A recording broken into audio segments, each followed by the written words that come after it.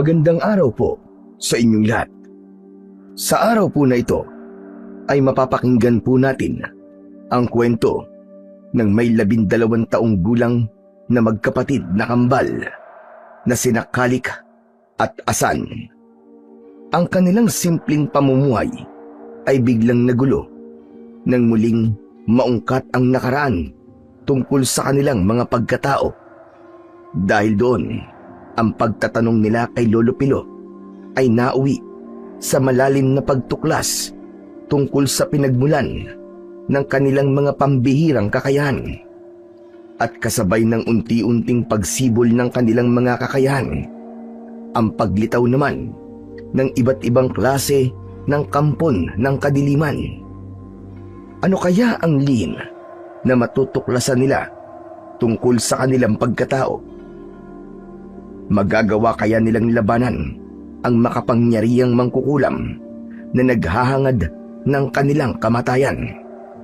Sama-sama po nating pakinggan ang buhay at pakikipagsapalaran ng kambal na Bertudes na may tangan ng mutya ng kalikasan. Ngunit bago po ang lahat, mga idol, huwag po nating kalimutang mag-subscribe, mag-like, at i-hit ang notification bell sa aking mga YouTube channel na The Voice Addict at Apong Isak para sa mas marami pang makapigil hininga na mga kwentong aswang at katatakutan mula sa mundo ng kababalaghan. Umpisahan na po natin ang kwento. Sa isang malawak na kagubatan sa baryo ng Asero, merong nagaganap na lagim na konti lamang ang nakakaalam. Talamak ang pamiminsala ng iba't ibang klase ng mga aswang. Lahat sila ay hindi maipaliwanag kung saan nagmumula. Basta ang alam ng mga ito ay pumatay ng mga babaeng buntis, dalaga at kahit sino. Basta matsyempuan nila sa daan, ay agad nilang nilalantakan at pinapatay. Kaya naman, ang mahusay at magaling na manunugis ng aswang na si Mang Roman ay pilit ipinagtatanggol ang lahat ng mga kababaihan, lalo na ang mga buntis, kagaya ng asawa niyang si Deza. Kabuwanan na nito ngayong buwan sa anak nilang panganay na kambal, ngunit bigla silang sinalakay ng mga aswang na tiktik.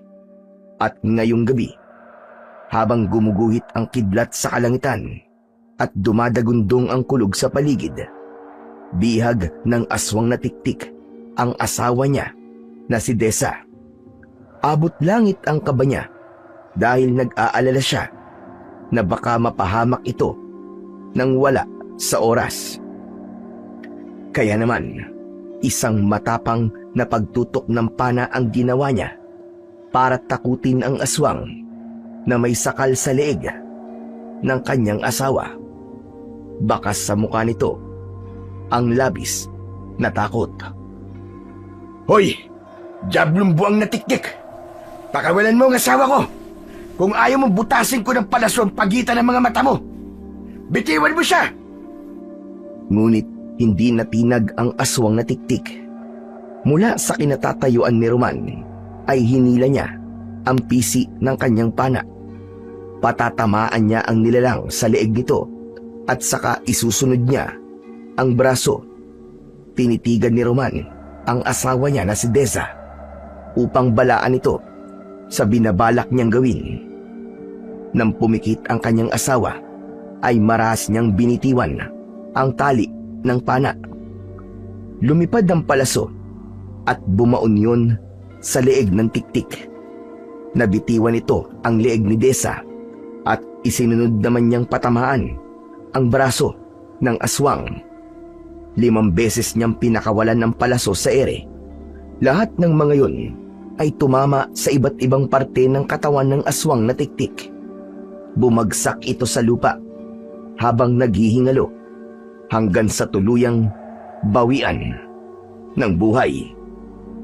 Takot na takot si Deza nang yumakap ito sa kanya habang ang tiktik naman ay nakahiga sa lupa.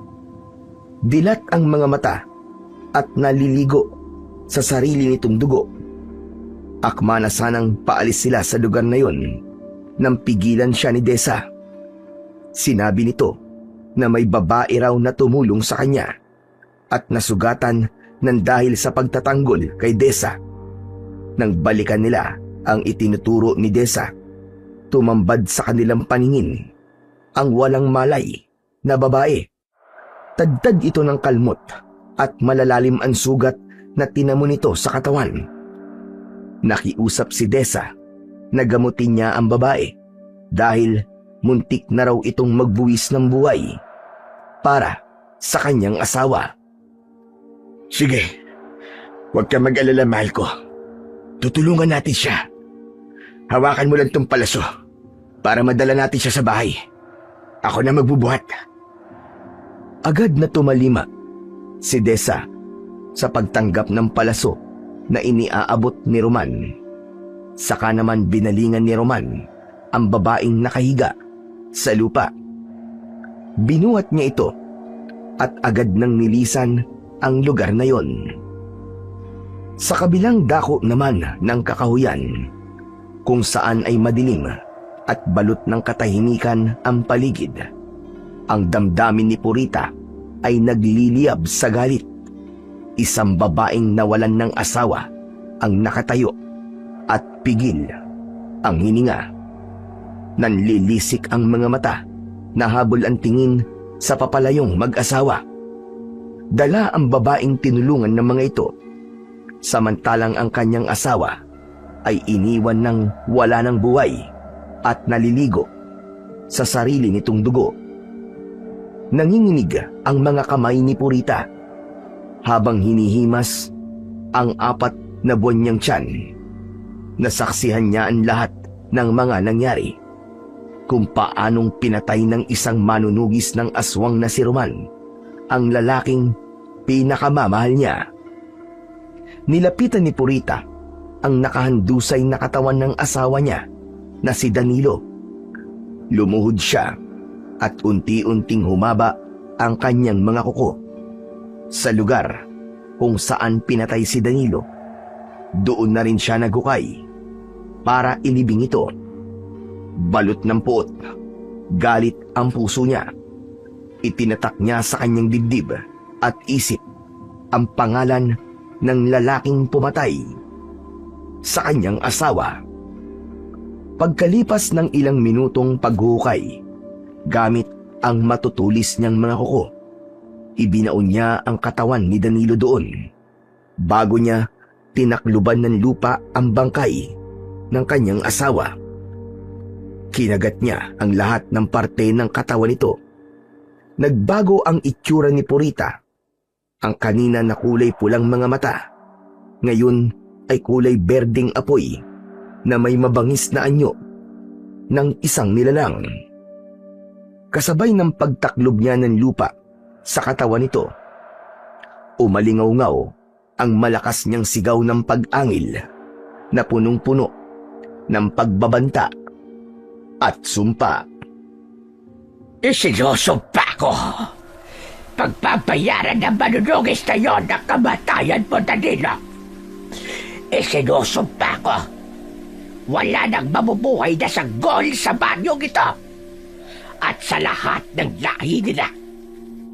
Uubusin ko silang lahat hanggang sa kahuli-huli ang sahing lahi ng kanilang dugo. Isinusumpa ko. Isinusumpa ko! Kasabay ng nakakakilabot na pagsigaw ng nilalang sa gitna ng kakahuyan, umalingaw-ngaw ang pagguwit ng kidlat sa kalangitan, pagdagundong ng kulog sa paligid at pagbagsak ng malakas na ulan. Ang kagubatan ng asero ang naging saksi sa pagbibitaw ng matinding galit ng isang pinakamabangis na mangkukulam na isang aswang. At dahil sa malakas na orasyong ginamit ni Purita, umagos ang dugo mula sa kanyang sinapupunan. Nanginginig ang kamay na hinawakan ng sariling dugo sa kanyang hita na may kasama ng tubig ulan. Tuluyang nahulog ang kanyang anak mula sa kanyang sinapupunan. Mas lalong umalingaw ang sigaw ng galit ng isang babaeng nawalan ng mahal sa buhay. Tila alulong ng asong nauulol na may kasamang kilabot ng usal ng orasyon na magbibigay ng bisa sa sumpang binitiwan ng isang naghihiganting nilalang. Samantala, sa kinaroroonan naman ng mag-asawang sina Desa at Roman, patuloy sila sa pagtakbo papalayo sa lugar na yon. Pareho silang napalingon sa hulihan ng kanilang daan nang tila may narinig silang nakakakilabot na pagsigaw. Subalit, binaliwala nila ang narinig dahil buhat ni Roman ang babaeng inililigtas nila habang ang kanilang daan ay patuloy sa panlalabo dahil sa biglang pagbuhos ng ulan kanina. Ipinagpatuloy nila ang pagtahak sa daan.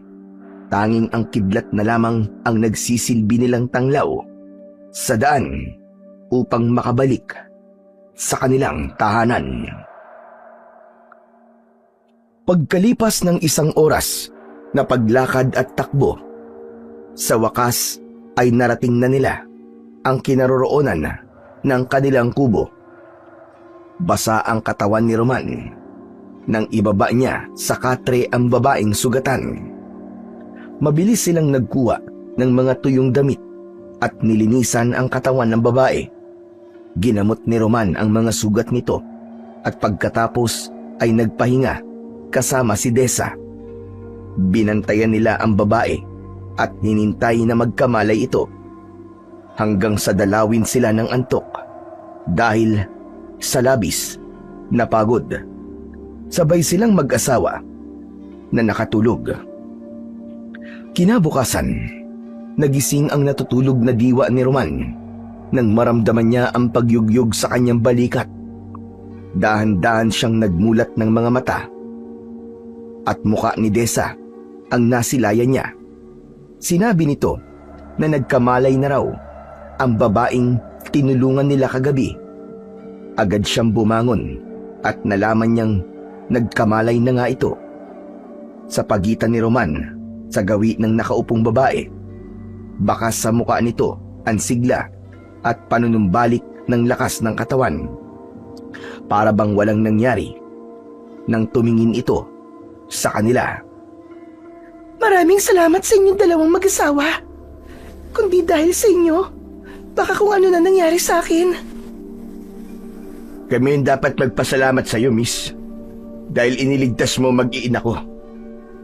Tumayo ang babae at tumingin sa kanilang mag-asawa. Napansin ni Roman na tila nawala ang mga marka ng sugat nito sa katawan.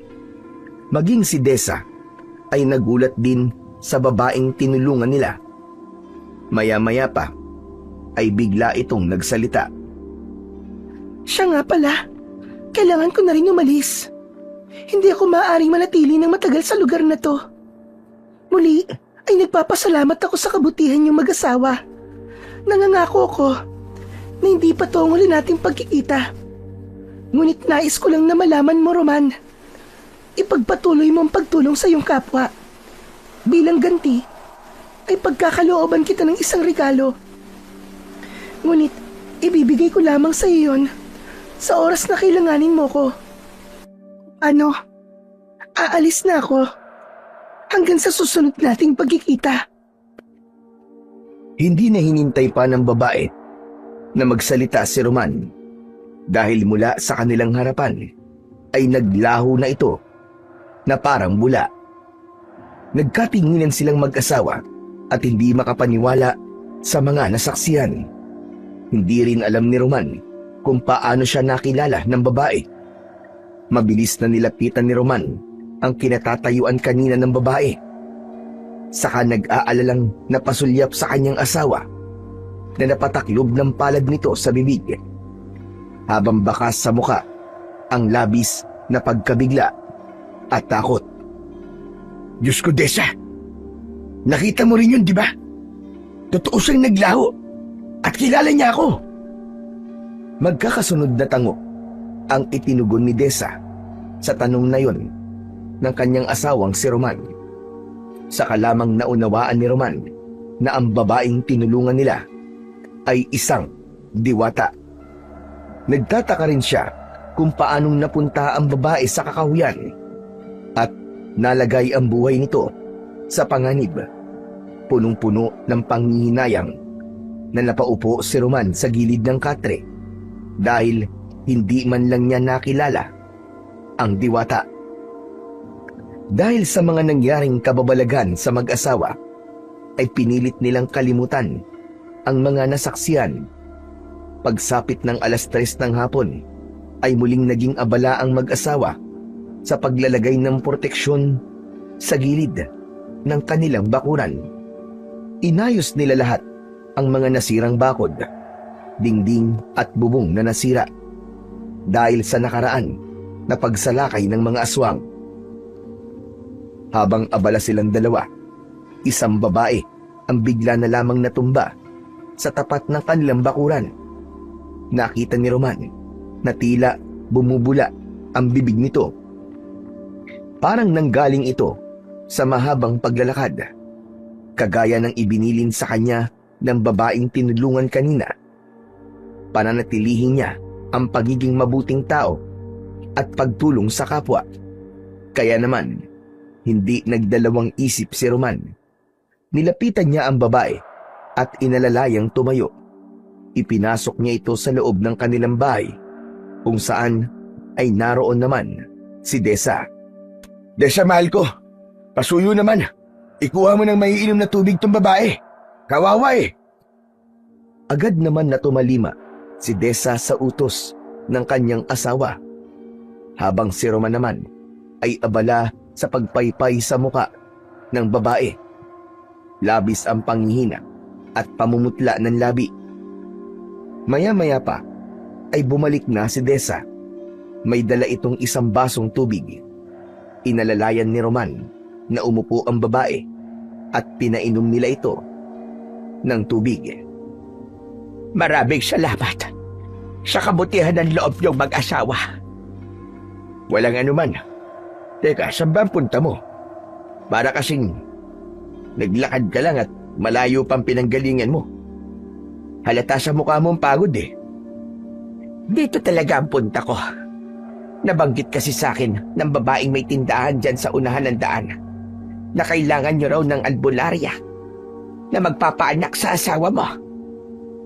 Ang ibig mo ba sabihin eh, isa kang kumadrona?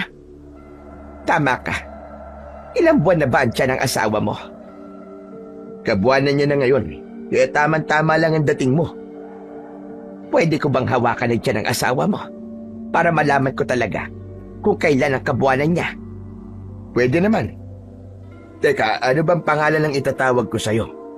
Para naman makilala kita. Ako si Purita. Kilala ko sa baryong ito bilang nagpapaanak. Teka, pwede ko na bang hawakan ng tiyan ng asawa mo? Tumango si Roman bilang tugon sa tanong nito. Tumayo si Purita at lumapit sa nakatayong si Desa. Nakita ni Roman na dahan-dahan ang paglapit nito, at kahit hindi pa man nahahawakan ni Purita ang tiyan ng kanyang asawa, ay pumikit ito na para bang nagdadasal. Normal naman ang ganun sa mga albularya, kaya hindi na siya dapat mag-alala pa. Maya-maya pa ay nakita niyang lumapad ang palad nito sa tiyan ni Desa, at gano'n na lamang ang gulat nila nang biglang lumakas ang hangin. Halos liparin ang kurtina sa loob ng kanilang sala, kasunod ng paninigas ng binti ni Roman. Hindi siya makagalaw. Ganon din si Desa, na labis ang iniindang sakit mula sa pagkakalapat ng palad ni Purita. Teka, anong ginagawa mo? Bitiwan mo siya ng asawa ko! Hindi ikaw ang kumadrona! Lumingon si Purita sa kinaroroonan ng nagpupumiglas na si Roman. Ang kaninang maamong mukha nito ay naging isang nilalang na may berdeng mga mata. kasabay ng pagtaas ng buhok nito na nililipad pa ng malakas na hangin. Kasunod ng pagsambit nito ng nakakakilabot na orasyon habang hindi pa rin inaalis ang kamay sa tiyan ni Desa. Nagkamali kayo ng binagga. Pagsisisihan mo na pinatay mo ang asawa ko, Roman. Ngayon naman, matatanggap nyo ang mapait na parusa para sa anak nyo. Isinusumpa ko sa kapangyarihang itim na mahika. Ang kampal na isisilang ni Desa ay mamamatay. At kahit na kailan, ay hindi na kayo bibiyayaan pa ng mga anak. Hanggang sa kahuli-huli ang salin lahi. Lahat kayo dadanas ng sakit na walang kapantay. Tumigil ka! Kayo mga nanggulo sa baryong ito. Isa kayong mga halimo na hindi dapat mabuhay sa mundong to. Kampong kayo ng kadiliman. Kaya nararapat lamang na kayo'y patayin. Hindi mo pa rin naiintindihan, Roman. Hawak ko na ang buhay ninyong mag-asawa. Kung tutusin, ay kaya-kaya ko na kayong patayin. Pero hindi. Gusto kong maranasan mo, Roman, kung paanong mawala ng anak. Lasapin mo ang ganti ko! Kahit na anong pagpupumiglas ang gawin ni Roman, ay hindi siya makawala sa malakas na mahikang bumabalot sa kanyang katawan. Kitang-kita niya ang galit sa anyo ni Purita. Para na siyang mababaliw sa takot, pero mas nag-aalala siya sa asawa niyang si Desa habang namimilipit ito sa sakit. Hindi rin ito makagalaw na para bang may mga lubid na nakatali sa katawan nito. Hayop ka! Pakawalan mo ang asawa ko! Huwag mong idamay ang mag-iina ko! Wala silang kasalanan! Bakit? May kasalanan ba sa'yo ang anak ko? Hindi mo ba alam na nawalan ako ng anak dahil pinatay mo ang asawa ko? Nakita ko kayo sa kakahuyan at kitang-kita ko kung paano mong pinatay si Danilo. Kaya ngayon, lasapin nyo ang sumpang ipapataw ko sa mga anak nyo. Masisilayan ninyo ang kanilang katawan na wala ng buhay. At kapag nangyari yon, malalaman mo rin kung gaano yung kasakit. Kasabay ng katagang yun, inalis ni Purita ang kamay nito sa tiyan ni Desa, habang ang malakas na hangin ay patuloy lamang sa pag-ihip. Nakaalis si Purita nang wala man lang nagawa si Roman. Kaya naman, nang maglaho ang malakas na hangin, palatandaan na rin yun ng pag-alis ni Purita sa loob ng kanilang bahay. Bumagsak sa sahig si Desa, umiiyak dahil sa takot. Agad niya itong nilapitan at mahigpit na hinagkan. Diyos ko, mahal ko. Patawarin mo ko kung hindi ko siya napigilan. Parang ginamitan niya tayo ng itim na mahika. Tikom pa rin ang bibig ni Desa habang umiiyak. Yakap nito ang malaki nitong tiyan. Takot na takot at paulit-ulit nitong sinasambit ang sumpang yun ni Purita. Nanlaki ang mga mata ni Roman nang biglang sumagi sa isip niya ang kapangyarihan na yun ng babae. Naalala niya na dati nang may napatay ang kanyang ama na kagaya ng sa kapangyarihan ni Purita. Kaya naman, malinaw na sa kanya ngayon na ang nakaharap niyang nilalang ay angkan ng isang pinakamakapangyarihang mangkukulam. Kaya nitong bumuhay ng patay at gumawa ng aswang. Diyos ko, hindi ko akalain na dito kami magkikita ng anak ni Kanduring, ang matandang napatay noon ni tatay, dahil sa pagiging mangkukulam nito. At dahil sa mga sinabing ni Roman, ay mas lalong nag-alala ang asawa niyang si Desa. Paulit-ulit nitong sinasabi na ang kanilang mga anak ay mamamatay sa oras na magsilang na ito ng sanggol.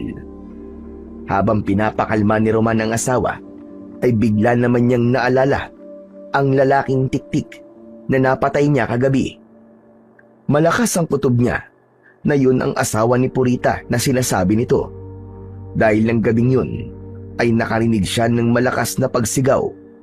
Pamilyar yun dahil narinig na rin niya yun sa bawat tiktik na napatay niya. Binalot ng pag-aalala ang puso ni Roman. Sa isip niya ay gagawin niya ang lahat para maprotektahan lamang ang kanyang asawa at ang kanilang mga anak. Huminahon ka, Desa. Huwag kang matakot. Diyos lamang ang magpapasya sa mga buhay na ibinigay niya sa magiging anak natin. Siya lang din ang babawi sa kanila. Walang sumpa o parusa na papatay sa kanila. Hindi siya magtatagumpay. Magtiwala ka lang. Saka lamang tumigil sa pag-iyak ang asawa niya na si Desa. Subalit ang puso ni Roman ay abot langit ang takot. Hindi niya yun ipinahalata sa kanyang asawa. Buong araw silang nagkulong sa loob ng kanilang bahay. Natatakot silang meron pang ibang nilalang na magpanggap para makalapit sa kanila. Si Roman, bilang isang manunugis ng mga aswang, ay hindi maiiwasan na parami ng parami ang kanyang nagiging kaaway. Ngunit sa lahat ng mga yun, iba ang nilalang na si Purita, dahil ang kapangyarihan nito ay nagtataglay ng mabigat na mahika na ngayon lamang niya naranasan. Pagsapit ng gabi ay biglang napabalikwas ng bangon si Desa. Namimilipit ito sa sakit habang hawak ang tiyan. Sa kanilang banig ay nakita ni Roman na nilalabasan na ito ng tubig at sariwan dugo. Indikasyon yun na malapit ng manganak ang kanyang asawa. Desa, sandali. Anong gagawin ko? Teka, halika. Dadaling kita sa albularyong nasa dulo ng baryo. Pasensya ka na, mahal ko, ha. Nakalimutan ko magtawag kanina ng manggagamot. Akma na sanang tatayo si Roman para buhatin ang asawa. Subalit, pinigilan siya ni Desa. Siya na lamang daw ang magpapaanak sa sarili dahil nararamdaman na ni Desa na malapit na siyang manganak. Kaya naman, tarantang inihanda ni Roman ang kanyang mga kakailanganin. Mabuti na lamang at ang kanyang ina noon ay isang komadrona sa kanilang baryo nung nabubuhay pa ito. Kaya kahit papano ay nakikita niya kung paano nito ginagawa ang paraan ng paglilinis sa sanggol. Ngunit iba kapag aktwal na. Kahit alam niya ang mga dapat gawin, ay tila walang pumapasok sa isip niya.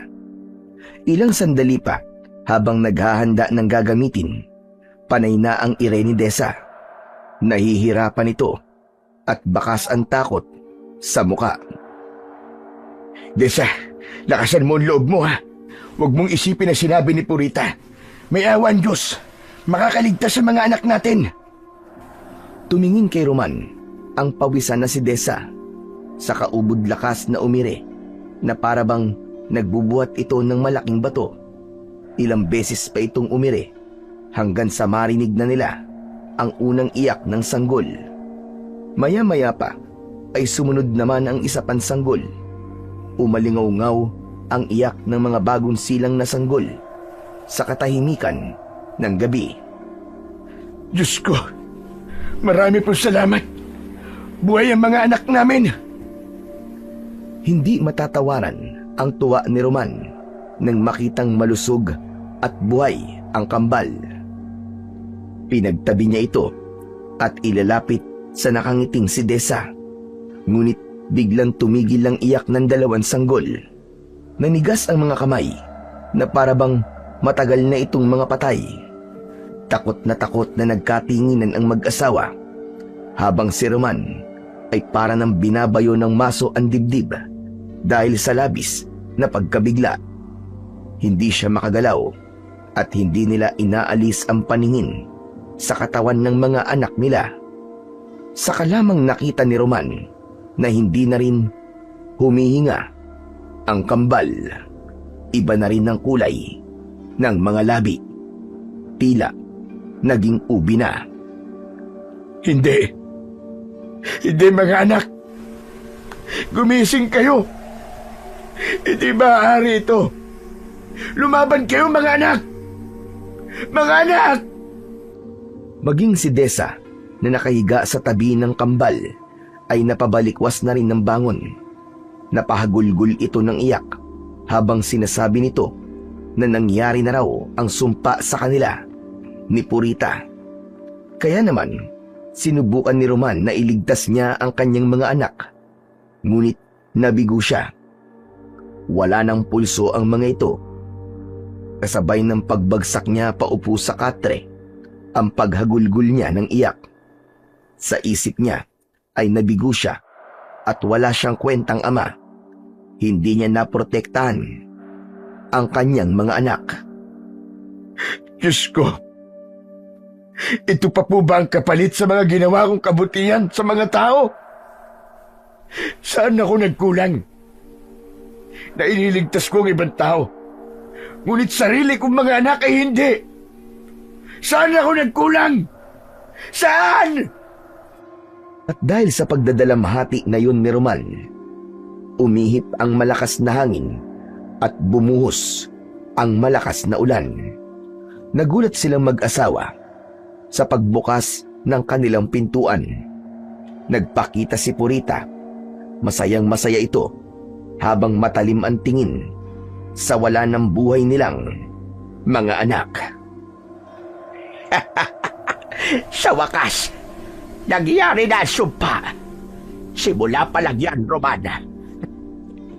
Sa bawat batang mabubuo sa sinapupunan ng asawa mo, basta't may kinalaman sa dugo mo, Roman, lahat sila'y mamamatay. Isinusumpa ko. Isinusumpa ko sila. Hindi na napigilan ni Roman ang kanyang sarili. Dinampot niya ang pana at agad na tinutukan si Purita na nakatayo sa kanilang pintuan. Ngunit kagaya ng mga nangyari sa kanila ni Desa kanina, nanigas lamang ang buo niyang katawan. Tanging ang kanyang mga mata at bibig lang ang naigagalaw niya ng mga sandaling yon. Hayop ka! Hayop ka! Papatayin kita! Tila ng aasar na humalakhak pa si Purita sa kanilang harapan. Malaya itong nakakakilos habang hinahawakan ang kanyang mga anak. Sinisigurado nito kung patay na ba talaga ang kambal. Habang si Roman naman ay pakiramdam niya, sasabog na siya sa labis na galit. Ngunit hindi niya talaga maigalaw ang kanyang katawan. Kahit na anong gawin niya, malakas ang enerhiyang nakagapos sa buo nilang katawan ni Desa. Umagos ang masaganang luha sa kanyang mga mata. Ngunit mas ikinatuwa pa yun ng mangkukulam na aswang na si Purita. Ngayon, alam mo na ba kung gaano kasakit mawala ng mahal sa buhay, ha, Roman?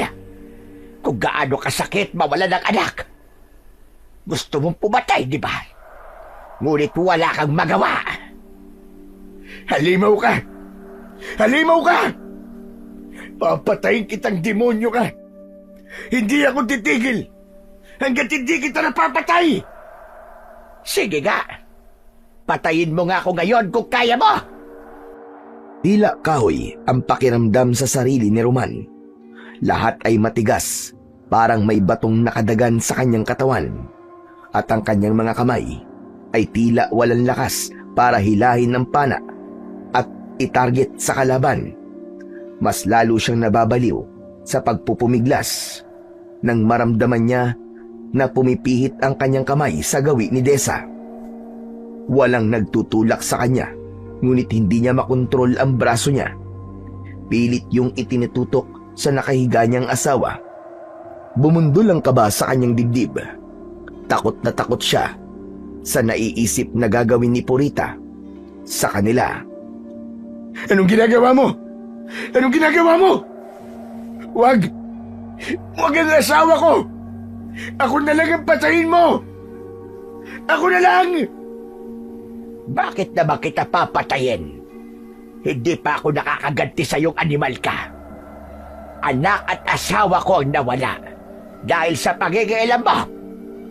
Kaya naman, Bilang gante, kukunin ko rin sa iyo ang asawa mo. Nang sa ganon, ay pareho tayong nagdudusa. Nang maintindihan ni Roman kung ano ang ibig sabihin ni Purita, nagpumiglas siya. Sa isip niya ay humihingi siya ng tulong para hindi magtagumpay ang masamang nilalang. Kaya lang, talagang kakaiba ang lakas ng babaeng kaharap. Nagulat si Roman nang kusang hinila ng kanan niyang kamay ang pana at sa isang iglap, kumawala ang palaso sa ere. Tumama yun sa leeg ni Desa. Nanlaki ang kanyang mga mata. Nanginginig ang kanyang kamay. At sa kabila ng takot na kanyang nararamdaman, umalingaw-ngaw ang malakas na paghalakhak ni Purita. Kasunod nun ay umalis ito sa kanyang harapan at iniwan siyang nakatulala. Hindi siya makahinga nang makitang bumulwak ang dugo sa leeg ng asawa. Pasigok-sigok, napilit hinahabol ang sariling hininga. Nang mawala ang malakas na enerhiyang bumabalot sa kanyang katawan, nilapitan niya kagad ang naghihingalo niyang asawa. Desa! Desa, mahal ko, hindi ko sinasadya. Patawarin mo ko. Patawarin mo ko, mahal ko. Hinawakan ni Roman ang nanlalamig na mga kamay ni Desa. Takot na takot siya na hindi maipaliwanag ang kanyang nararamdaman. Walang kasing sakit na makitang mamatay ang kanyang asawa. Parang dinudurog ang puso niya dahil ang mismo niyang palaso ang ginamit para patayin ito. Nanginginig ang kanyang kamay habang hinahaplos ang muka ng kanyang asawa na may bahid ng dugo. Nanlalambot ang kanyang buong katawan habang pinagmamasdan nito. Hindi siya makapaniwala. Parang hindi totoo ang kanyang mga nakikita. Lalo na nang tawagin nito ang pangalan niya. Sa kabila ng paghihirap nito sa paghinga, ay sinabi nito na wala siyang kasalanan. Alam nito ang buong pangyayari. Isang kahilingan lamang ang sinabi nito, na ang gusto nito ay ilibing ang kanyang mga anak sa gitna ng kakawyan, at si Desa naman ay itabi rin sa mga anak. Isang kahilingan na tuluyan ng nagpaguho sa mundo ni Roman. Huwag kang magsalita ng ganyan, Desa. Hihingi ako ng tulong. Kailangan mo madala sa ospital. Lumaban ka, Desa. Kaya mo yan. Bago humugot ng malalim na hininga si Desa, ay sinabi nitong mahal na mahal siya nito at huwag sisihin ang sarili sa mga nangyari sa kanila.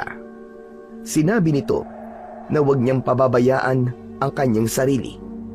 Kaya naman, mas lalong humigpit ang kapit niya sa kamay nito. Desa, hindi mo ko iiwan. Hindi ka pwedeng mamatay. Parang awa mo na, Desa.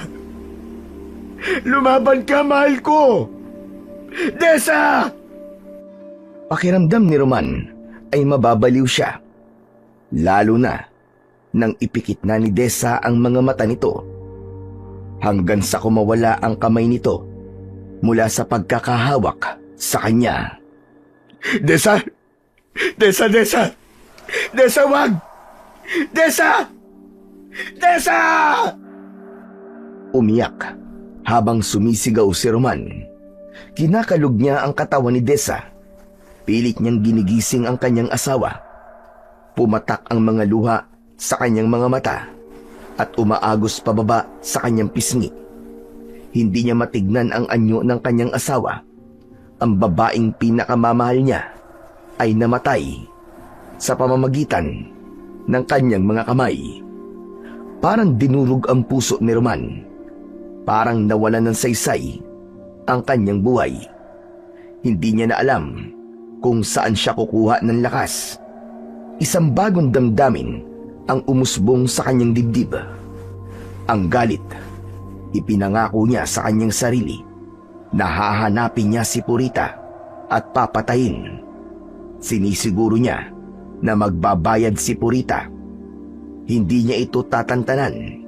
Sa isip niya ay gagawin niya ang lahat para maipaghiganti ang mga nangyari sa kanya. Pagkalipas ng ilang sandaling pagdadalamhati ni Roman, ay inayos niya ang katawan ng kanyang pamilya. Nakasandal siya sa dingding, nakaupo, habang hindi inaalis ang paningin sa kanyang asawa at mga anak. Madalas din ang pag-agos ng luha sa kanyang pisngi. Umiiyak, ngunit walang tunog. Nakakuyom ang mga kamay at punong-puno ng galit ang mga mata. Ginawa niya ang kahilingan ni Desa. Dinala niya ang mga ito sa gitna ng kakahuyan. Dahil malakas ang ulan, ay malambot ang lupa. Mabilis niyang nahukay yun at naunang inilagay si Desa sa hukay na ginawa niya. Hinalikan niya ang noo ng kanyang asawa bilang pamamaalam dito habang humahagulgol ng iyak. Kasunod naman ang kanyang kambal. Patawarin niyo ako, mga anak. Patawad. Wala akong kwentang ama. Hindi ko kayo nailigtas.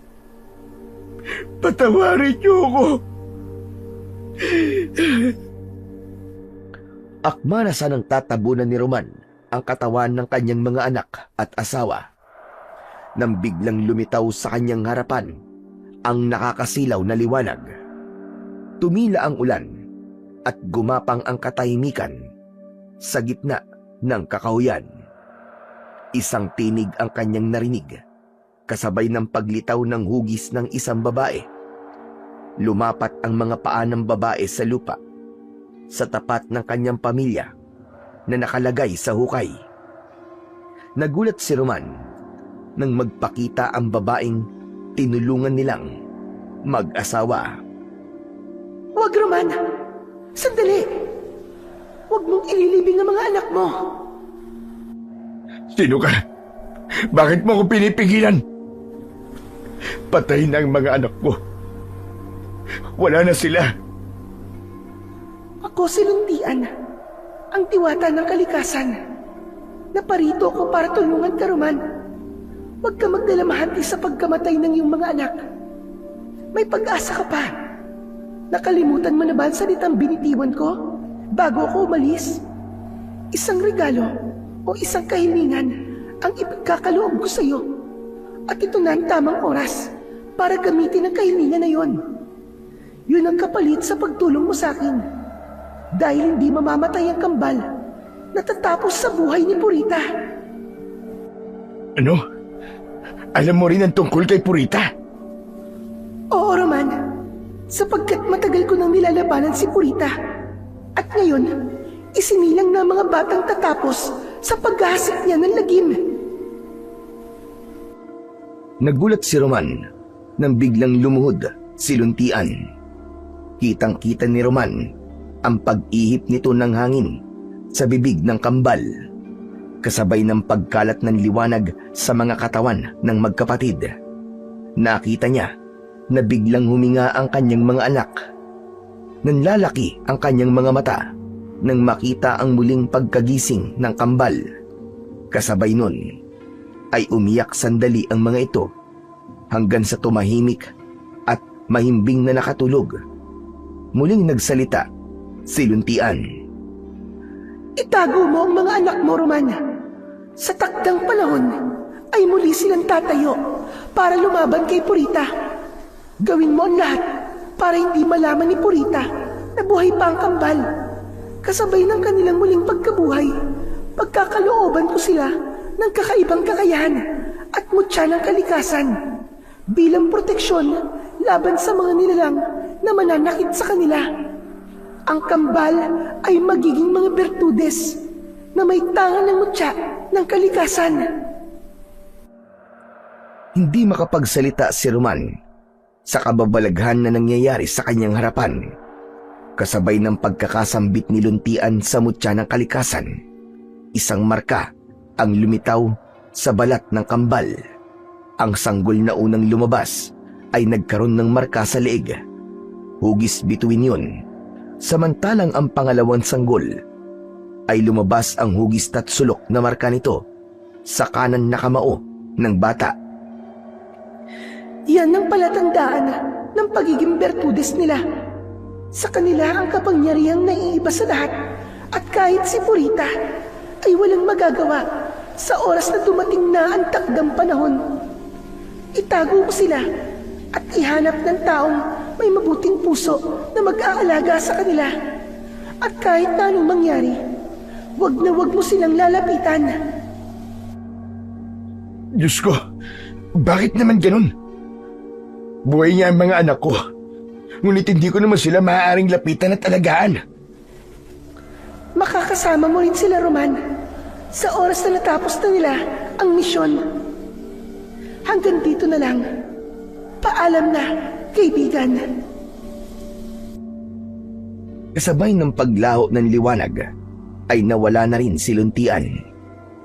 Si Diwatang Luntian ang tagapag-alaga ng kalikasan at espiritu ng mga puno, damo, ilog at hangin. Siya ang nagbibigay buhay sa mga halaman at umuukit ng malasakit sa kapaligiran, gaya ng pagdadala ng ulan matapos ang tag-init at muling pagsibol ng mga nasunog na punong kahoy. Bagaman bihira siyang makita, nagiging malinaw ang kanyang anyo bilang isang magandang diwata sa mga taong may dalisay na puso at pagmamahal sa kalikasan. Paalala siya na ang kalikasan ay may kaluluwa at bawat mabuting gawa para dito ay muling nagbubunga ng pag-asa at kasaganahan. Kagaya ng ginawa ni Roman, tinulungan niya ito at bilang kapalit, muling nabuhay ang kanyang mga anak. Pagkatapos na mailibing ni Roman ang kanyang asawang si Desa, ay nilinisan niya muna ang kanyang mga anak. Hinubad niya ang kanyang damit, saka ibinalot sa katawan ng mga ito. Sa lugar na yun mismo, iniwan niya ang kanyang mga anak. Habang nasa kakahuyan siya at nagtatago, sinigurado ni Roman na ang makakakuha sa kanyang mga anak ay merong mabuting kalooban. Kaya naman, matyaga siyang naghintay hanggang sumapit ang kinabukasan. Isang kaluskos ang kanyang narinig. Napabalikwas siya at napasilip sa likod ng puno. Nakita niya ang isang matandang lalaki. May bitbit itong pala habang papalapit sa kinaroroonan ng kambal. Naluluwa na parang dinudurog ang puso ni Roman. Dahil sa pagkakataong yun, ay kailangan niya ng layuan ang kanyang mga anak. Pero bago pa siya umalis, ay narinig niya ang nag-aalalang boses ng matanda. Naku po, Diyos ko! Sanggol nga!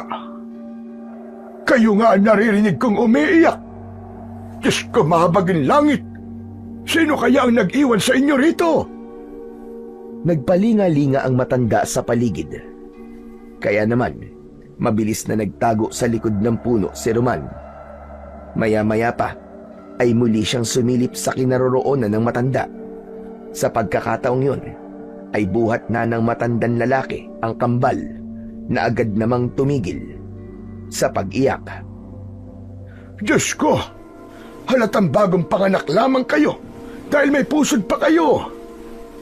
Paano ba ito? Binalot ng pag-aalala ang puso ni Mang Roman. Nang makitang hindi malaman ng matanda ang gagawin, ngunit alam niya na mabuti ang taong nakapulot sa kanyang mga anak dahil ang matandang nagkakarga sa kambal ay kilala niya mula ulo hanggang paa. Yun ay walang iba kundi si Tatay Pilo, isang mabait at mapagmahal na asawa at ama. Isa itong sepulturero. Pagkalipas ng ilang sandali, mabigat ang paa na nilisan ni Roman ang lugar na yun. Samantala, Hindi makapaniwala si Lolo Pilo sa mga batang napulot niya sa kakahuyan. Sa tingin niya ay kambal ang 2 batang nasa bisig niya. Dahil sabik sa anak, ay dinala niya ang mga ito sa kubo. Nasa gitna yun ng kakahuyan na malapit sa sementeryong pinagtatrabahuhan niya. Ilang minuto lang ang nilakad niya para madala ang mga bata sa bahay niya. Walang makakakilala sa mga sanggol dahil dayo lamang din siya sa baryong yun. Kaya naman, pagkarating niya sa kanilang bahay, ay agad niyang ibinaba ang magkapatid. Nilisan niya ang mga yun at mabilis na nagpakulo ng sabaw ng sinaing. Yun muna ang pansamantalang gagamitin niya para ipainom sa mga bata. Kaya lang, bigla siyang natigilan nang tila kumislap ang mga balat ng mga ito sa leeg at kamao. Nanlalaki ang kanyang mga mata dahil batid niya ang tungkol sa ganong klaseng marka. Santissima!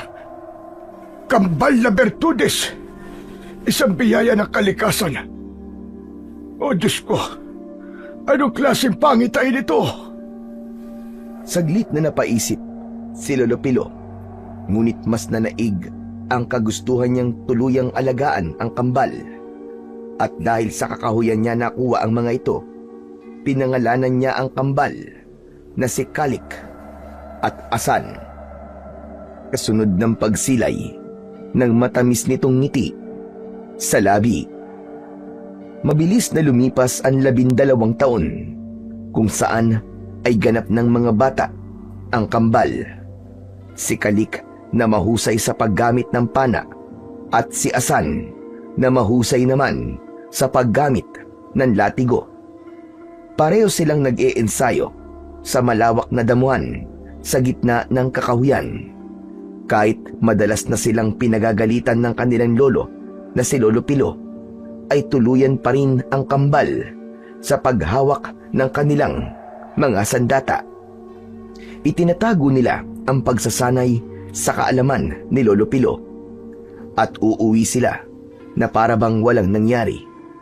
5 taong gulang pa lang sila noon nang makahiligan na nila ang paggamit ng sandata. Tila may malakas na puwersang nagtutulak sa kanila para gamitin yon. Natatandaan pa nilang 2 ng aksidenteng mahanap nila ang sandata sa bahaging yun ng kakahuyan.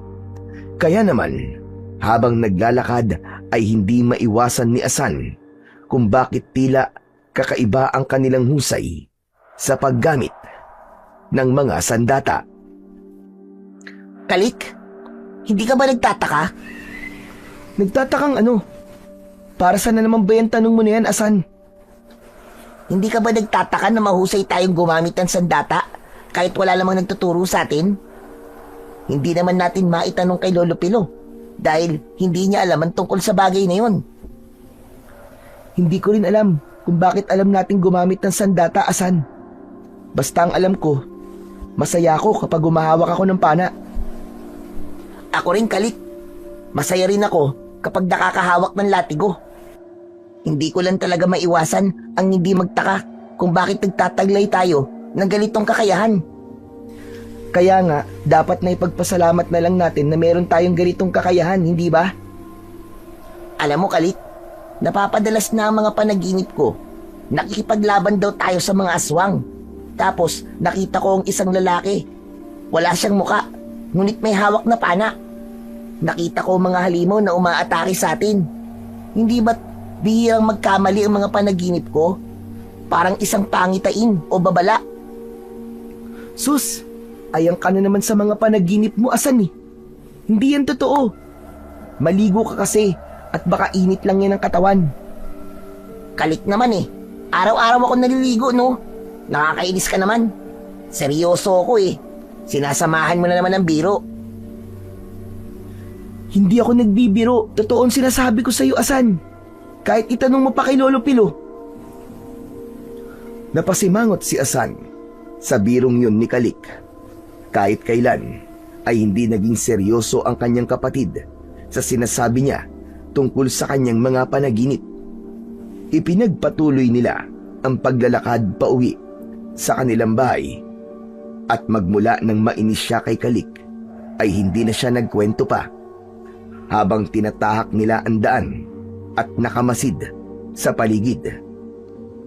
Muling nasulyapan ni Asan ang bahagi ng isang puno na madalas nilang dinadaanan.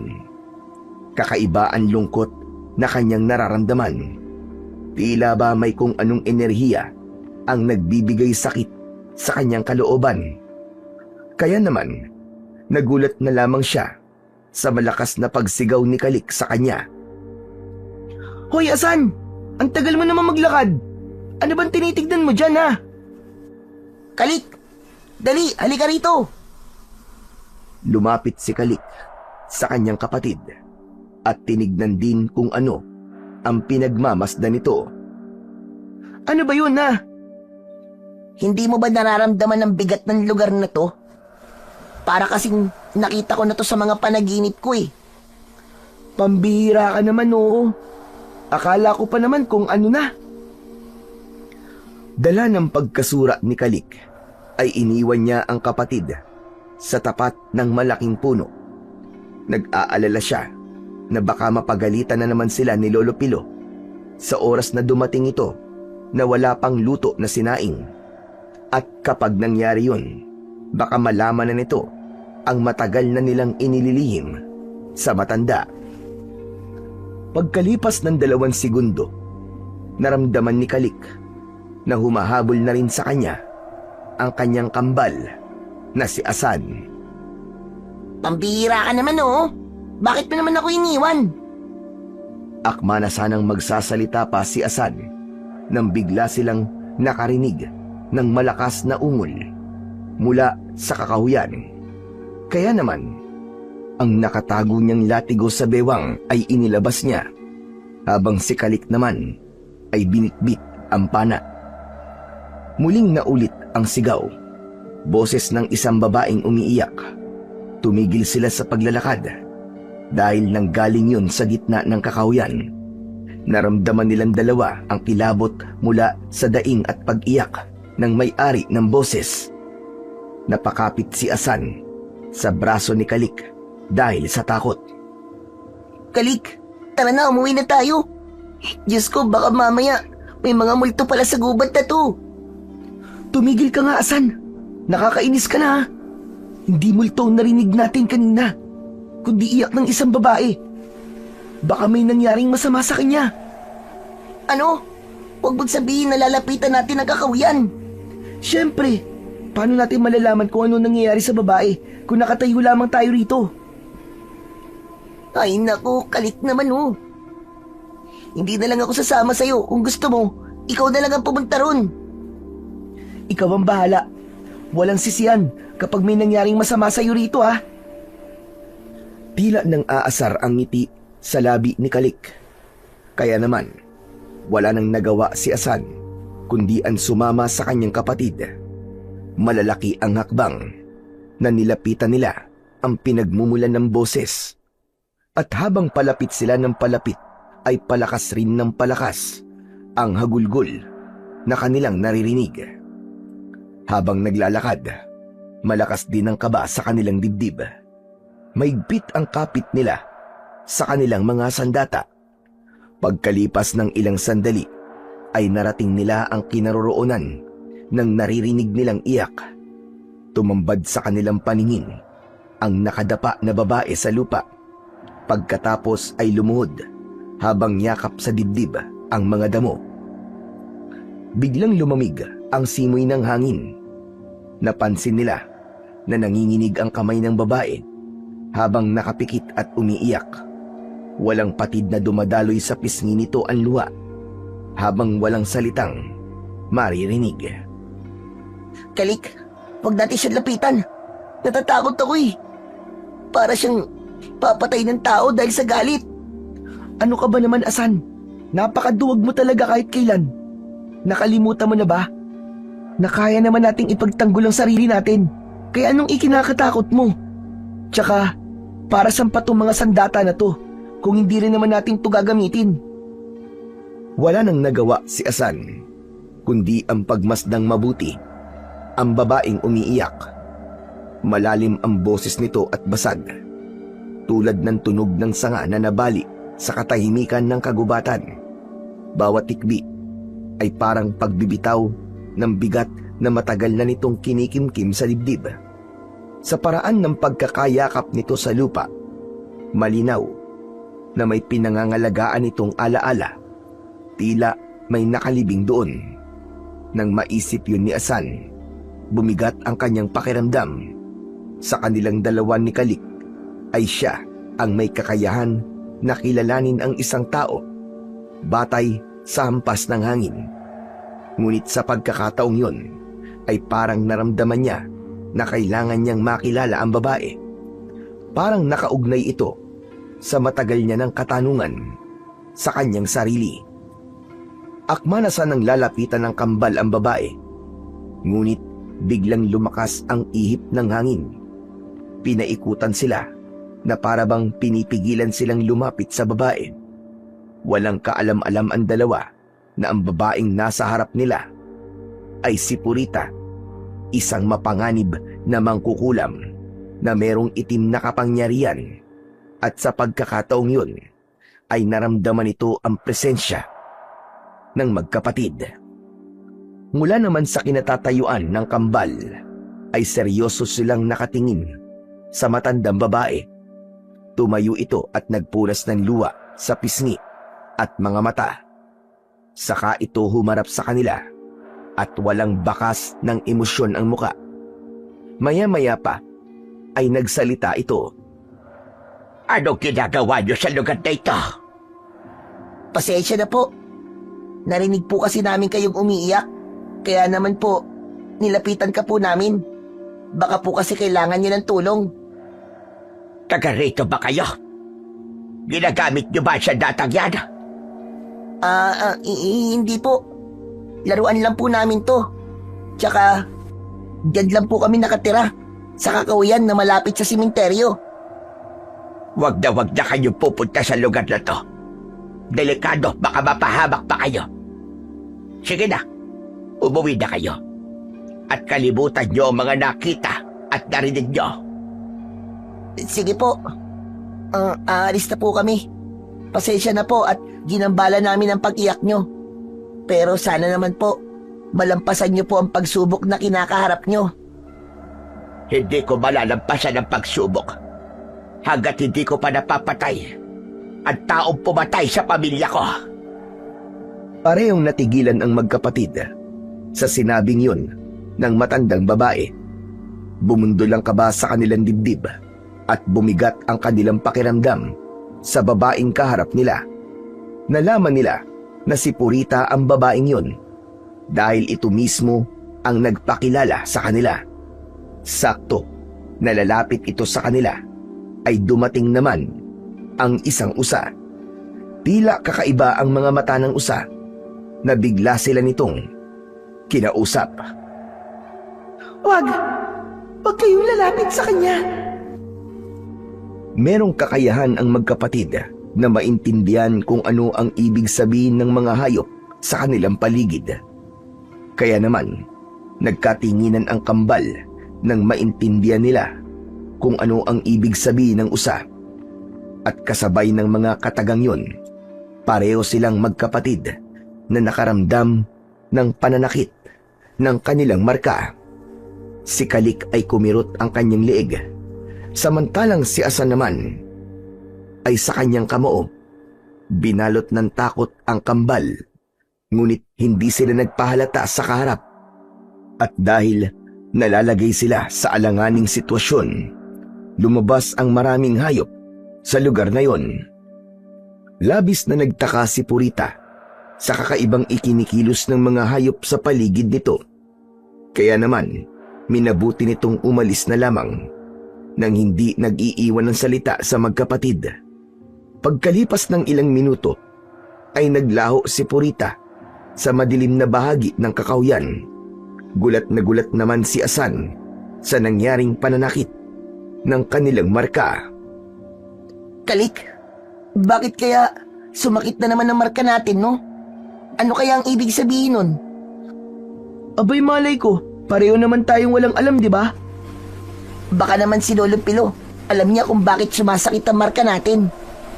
Nako, magagalit lang yun. Pero, naalala ko si Aling Purita. Sino kaya siya, no? Bakit kaya kakaiba ang nararamdaman natin sa kanya? Tsaka di ba, binalaan tayo ng usa kanina? O di ba? Alam mo na ngayon na may katotohanan ng mga sinasabi ko. Kung natatandaan mo, sinabi ko sa iyo kanina na huwag na natin lapitan si Aling Purita.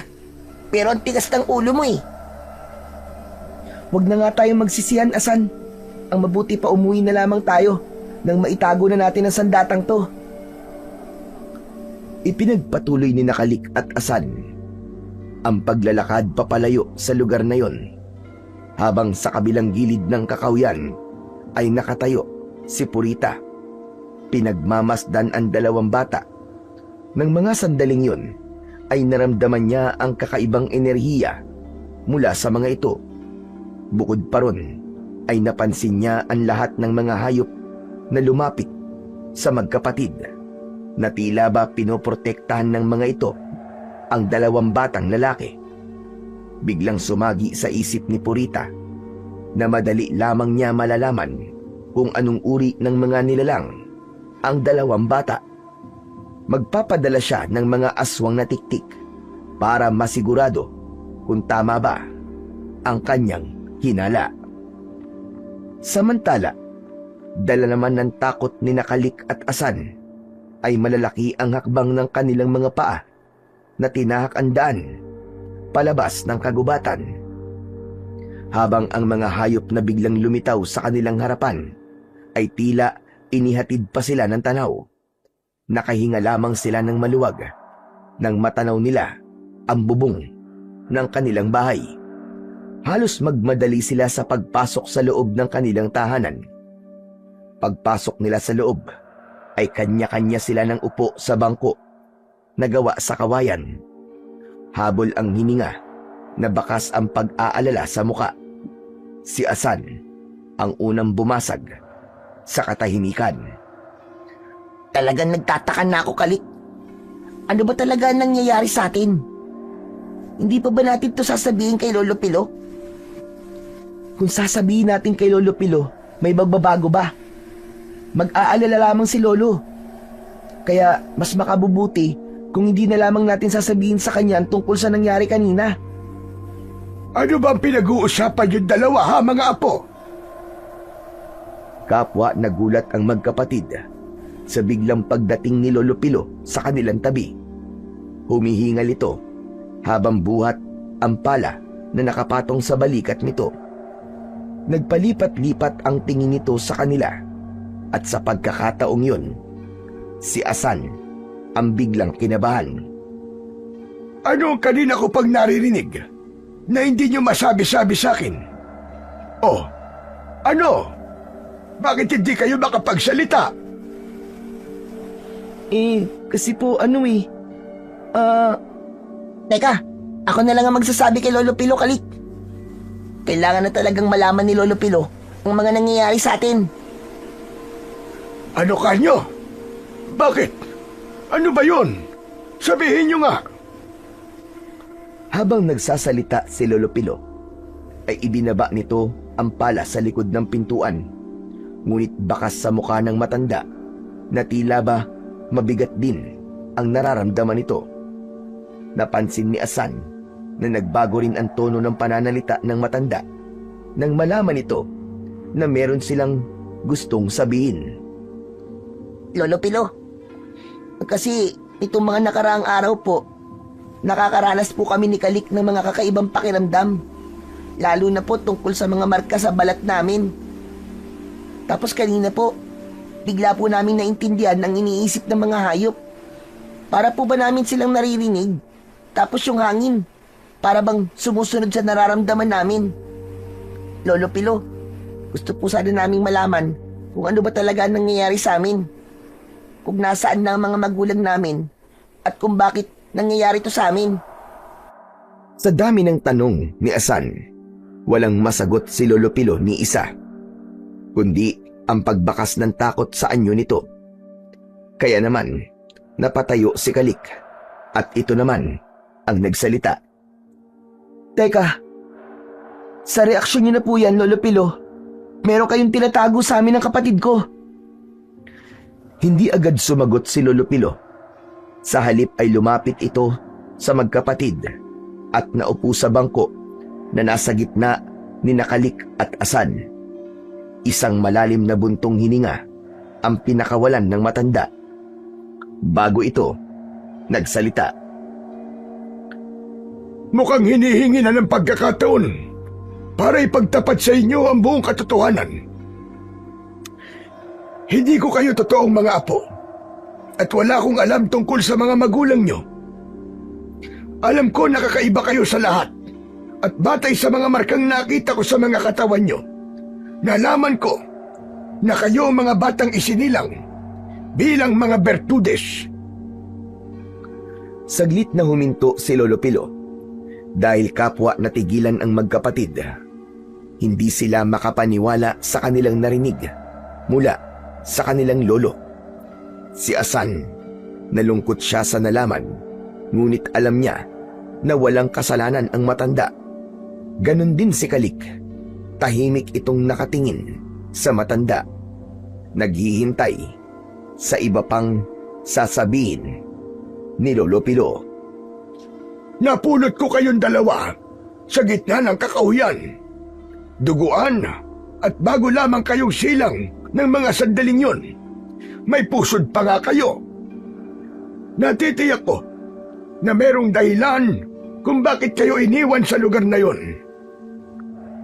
At naintindihan ko ang lahat nang makita ang marka nyo sa katawan. Ibig sabihin nun, nanganganib ang buhay nyo sa kamay ng mga aswang. Kung ganun po, meron po talagang kakaiba sa aming pagkatao. Kung hindi niyo po nakilala ang mga magulang namin, Lolo, bakit po kaya tila kakaiba ang kakayahan namin? Bukod po sa pagiging Bertudes, nagtataglay rin po kami ng kapangyarihan ng 4 na kalikasan.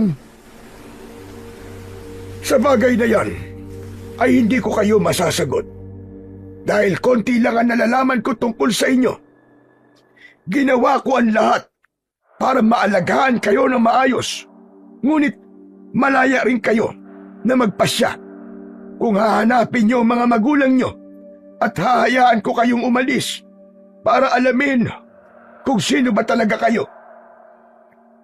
Tila may garalgal sa tono ng boses ni Lolo Pilo. Kaya naman, parang may kutsilyong bumaon sa dibdib ni Asan nang marinig niya ang sinabi ng matanda. Alam niya na ganun din ang nararamdaman ni Kalik. Ilang saglit pa ay muling nagsalita si Lolo Pilo. Nabanggit niyo kanina na nasa kakahuyan kayo at may nangyaring hindi maganda sa gubat. Ano ang ginagawa niyo sa lugar na yon? Dahil sa tanong ni Lolo Pilo, tuluyan na nga nilang inamin sa matanda ang tungkol sa totoong dahilan kung bakit sila nasa lugar na yon. Ilang sandaling katahimikan ang nangibabaw habang si Kalik ay nanatili lamang na nakatayo. Sa isip niya ay umusbong ang labis na galit. Masama ang kanyang loob sa mga magulang na nang-iwan sa kanila. Kahit na kailan ay hindi niya matatanggap na nagawa silang itapon ng kanilang mga magulang. May dahilan man o wala, basta nararamdaman niya na nagagalit siya sa kanyang mga natuklasan. Walang imik na umalis sa sala si Kalik at tahimik itong pumasok sa loob ng silid nilang magkapatid. Naiwan sina Asan at Lolo Pilo na nagkakatinginan dahil sa naging reaksyon na yon ni Kalik. Silang kambal ay magkaiba ng ugali. Si Asan na tahimik at maunawain, samantalang si Kalik naman ay mainitin ang ulo. Yun ang dahilan kung bakit mas madalas na napapasunod nito ang apoy kesa sa hangin. Isang malalim na buntong hininga ang pinakawalan ni Lolo Pilo. Bago ito, nagsalita. Alam ko na darating ang oras na ito na kayong dalawang magkapatid ay mapapalayo sa akin. Sana ay malaman ninyo na minahal ko kayo, na para kung isang tunay na apo. Pasensya na po kayo, Lolo. Huwag na po muna nating pilitin si Kalik na maintindihan ng lahat. Kahit naman po ako'y nagulat din sa mga natuklasan ko eh. Alam nyo ba na matagal ko nang alam na kakaiba kayo? Pati na ang lihim na pagpuslit ninyo papunta sa kakauyan para sa pag-iensayo nyo ng armas. Lahat ng mga yun ay alam ko. Sa katunayan, ako ang nagbigay sa inyo ng latigo at pana. Sa akin ang mga sandatang yan, madalas ko yung ginagamit noon bilang isang manunugis ng aswang. Subalit tinalikuran ko ang pagiging manunugis ng aswang. Magmula ng kamuhian ako ng sarili kong anak. Hindi ko nailigtas ang asawa ko at sinisi ako ng anak ko dahil sa pangyayaring yon. Kaya nagpakalayo-layo ako at dito ako napadpad sa gitnang kakahuyan. Magkahalong awa at gulat ang naramdaman ni Asan nang marinig ang kwentong yun ni Lolo Pilo. At alam niya rin na narinig yun ng kanyang kapatid dahil dingding lang naman ang pagitan ng sala at ng kanilang silid. Ang araw na yun ay naging kakaiba dahil batid na nila ang katotohanan mula sa matanda. Pagkatapos na mag-usap ni na Lolo Pilo at Asan, tumayo si Lolo Pilo at nagpaalam sa kanya.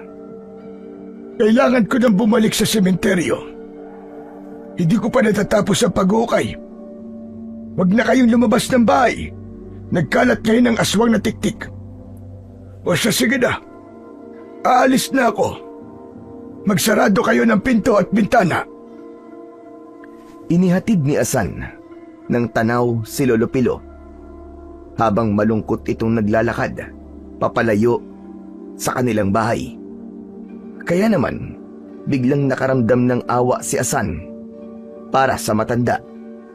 Nang maiwan silang dalawang magkapatid, ay napuno ng katahimikan ang paligid. Pareho silang nag-iisip at hindi makapaniwala sa mga natuklasan. Pagkalipas ng ilang oras, ay sumapit na ang gabi. Nang mga sandaling yun, ay nag-aalala na sila para kay Lolo Pilo. Ang kaninang walang imik na si Kalik ay bigla na lamang nagtanong kay Asan. Wala pa ba si Lolo Pilo, Asan? Wala pa nga eh. Nag-aalala na nga ako eh. Dahil ngayon lamang nangyari to. Nagpabalik-balik si Asan sa paglalakad sa sala. Bakas sa kanyang anyo ang labis na pag-aalala. Tila mabigat ang kanyang nararamdaman ngayon na parabang pakiramdam niya ay merong nangyaring masama sa kanilang lolo. Ano kaya kung sunduin na natin si Lolo Pilo, Kalik? Nag-aalala na talaga ako sa kanya eh. Pero gabi na at alam mo naman na madadaan tayo sa kakauyan. Baka mapahamak tayo dun. Yung pa naman ang ibinili niya kanina, di ba? Pero paano naman kung si Lolo Pilo pa lang napapahamak na, Kalik? Maghihintay na lang ba tayo rito? Akma na sanang magsasalita pa si Kalik. Ngunit bigla nilang naramdaman ang pananakit ng kanilang mga marka sa katawan. Sabay silang namilipit sa sakit. Aray! Kalik! Ang sakit ng kamao ko! Naramdaman na rin natin to kanina. Kaya natitiyak kong may hindi magandang nangyayari sa paligid natin. Nagkatinginan ang magkapatid nang biglang may kumaluskos sa labas ng kanilang tahanan. Nung una ay inisip nila na baka si Lolo Pilo na ang dumating. Ngunit nakarinig sila ng pag-angil sa labas. Kasabay nun, ang kanilang mga marka ay biglang nanakit na parabang meron itong sugat sa loob. Kaya naman, pinaglabanan ni Asan ang sakit na yun at sinilip niya ang nilalang na nasa labas ng kanilang bahay. Ganon na lamang ang panlalaki ng kanyang mga mata nang makita ang maraming nilalang na nakapalibot sa labas ng kanilang bakuran. Anong nakita mo? Anong nasisilip mo sa labas, Asan? Mga tiktik. Sigurado ko na mga tiktik ang nasa labas, Kalik. Dati na nagkikwento si Lolo Pilo sa atin. At ang mga nilalang nasa labas ay ang mga nilalang na mga tiktik dahil kamukha nila ang mga paniki. Hindi na nga nakatiis si Kalik. Sumilip na rin ito sa labas. Ganun na lang din ang pangihilakbot nito nang makita ang mga nilalang na nakangising nakatingin sa kanilang bahay na tila ba lampasan ang kanilang paningin. May isang tiktik silang nakikita na nakatayo lang na para bang naghihintay ng tamang pagkakataon para umatake. Ang tiktik ay isang uri ng aswang na nag-aanyong ordinaryong tao sa araw, ngunit nagiging nakakatakot na halimaw pagsapit ng gabi. Payat at butot balat ito kapag araw, ngunit lumalakas at mabagsik kapag gabi. Meron itong mahabang dila para sipsipin ang laman o dugo ng mga biktima, lalo na ng mga buntis at sanggol. Maputla o kulay abo ang balat nito. May matatalas na ngipin at pulang matang kumikislap sa dilim. Kilala rin ito sa malalaking pakpak na kahawig ng paniki at sa tunog na tiktik na ginagamit upang lituhin ang mga tao sa tunay nitong kinaroroonan. Kalik, anong gagawin natin? Baka biglang bumalik si Lolo Pilo at mapahamak siya. Wala tayong ibang gagawin kung hindi ang harapin sila. Baka sa gagawin natin to ay masagot na matagal nating katanungan. Aalamin ko kung magagamit ba natin ang kakayahan natin laban sa kanila. Kunin mo latig mo, madali ka. At sa akin naman ang pana. Wala na tayong pagpipilian ngayon, Asan, kundi ang ipaglaban ng buhay natin. Nang makapagpasya, ang magkapatid ay matapang silang lumabas ng bahay. Hinarap nila ang mga tiktik na nakapalibot sa kanilang kubo. Mga nakabuka ang malapaniki nilang pakpak. Pumagitna ang kambal sa kanilang bakuran, habang hawak ang kanilang mga sandata. Saka naghiwalay ng konti at humarap sa kalaban. Sa kanilang palagay, ang mga aswang na tiktik ay aabot sa 50 ang bilang. Ngayon na natin gagamitin ang kakayahan na matagal na natin tinatago. Mag-iingat ka sa iyong kapangyarihan, Kalik. Sana, kaya mo nang kontrolin yan. Hindi sumagot si Kalik. Sa halip ay matapang itong tumingin sa kalaban. Nakatutok ang pana, habang si Asa naman ay nagsimulang kumumpas ng kamay sa hangin, hawak ang latigo. Yumanig ang paligid, kasabay ng pag-angil ng mga nilalang. Dahan-dahan na pumaligid ang mga ito sa tahanan ni Kalik at Asan. Ang mga mata ay mapula, kumikislap sa dilim, at ang kanilang pakpak na kahawig ng sapaniki ay humahampas sa hangin, lumilikha ng nakapangingilabot na ugong. Itinaas ni Kalik ang kanyang mga palad, hawak ang pana. Pinakawalan niya ang palaso, kasabay ng pagbuka ng lupa sa harapan ng mga tiktik.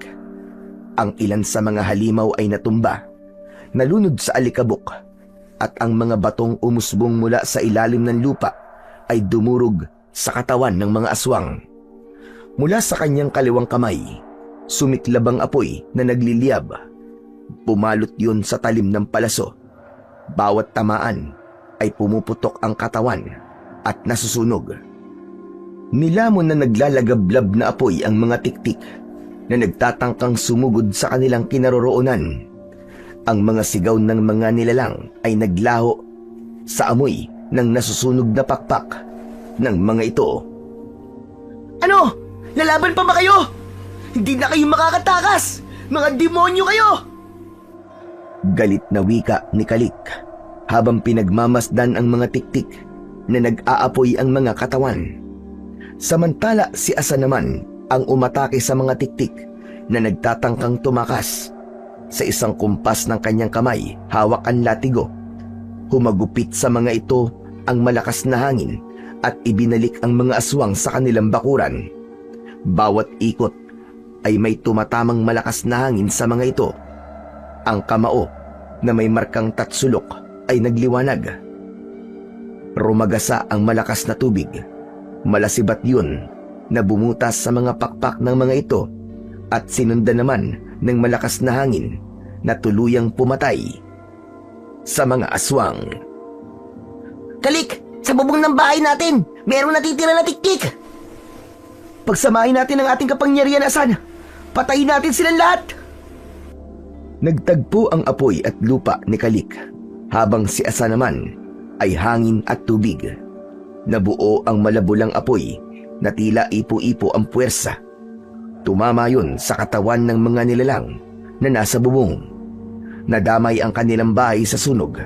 Ang iba naman na hindi nadamay sa pagsabog ay isa-isang bumagsak, nahulog sa bumukas na bitak ng lupa. Sa loob ng ilang sandali, ang dating marahas na pag-atake ng mga aswang na tiktik ay nawala. Ang lupa ay muling nagsara at ang bakura nila ay muling bumalik sa katahimikan. Sa ilalim ng liwanag ng buwan, huminga ng malalim sina Kalik at Asan. Hindi sila makapaniwala na nagtataglay sila ng ganun na kapangyarihan. Dismayado na naupo sa lupa sina Asan at Kalik habang pinapanood ang nasusunog nilang tahanan. Lagot na! Nasira ang bahay natin, Kalik! Paano natin ipapaliwanag to kay Lolo Pilo? Sa ngayon, ay hindi na ako nag-iisip ng tungkol sa bahay ni Lolo Pilo. Dahil mauunawaan naman niya tayo eh. Ang hindi ko maintindihan ay kung bakit bigla tayong sinugod ng mga halimaw na yun. Napatayo si Asan at tangka na sanang magsasalita. Ngunit nagulat sila sa pagdating ng babaeng una nilang nakita sa kakahuyan. Mabangis ang anyo nito at galit na nakatitig sa kanila. Bumundol ang kaba sa kanilang dibdib na hindi inaalis ang paningin sa babaeng si Purita. Biglang may malamig na simoy ng hangin ang dumampi sa kanilang balat. Kasunod ng naglalagablab na kulay itim na usok na bumalot sa kanilang katawan. Isang hindi maipaliwanag na puwersa ang pumipigil sa kanilang katawan. Nanigasyon at kahit anong pagpupumiglas na gawin nila, para silang naging estatwa na walang buhay. Tanging ang mga mata at bibig lang nila ang nakikilos nila. Alam nila na hindi nila magagamit ang kanilang kapangyarihan kapag sila ay nasa ganong kalagayan.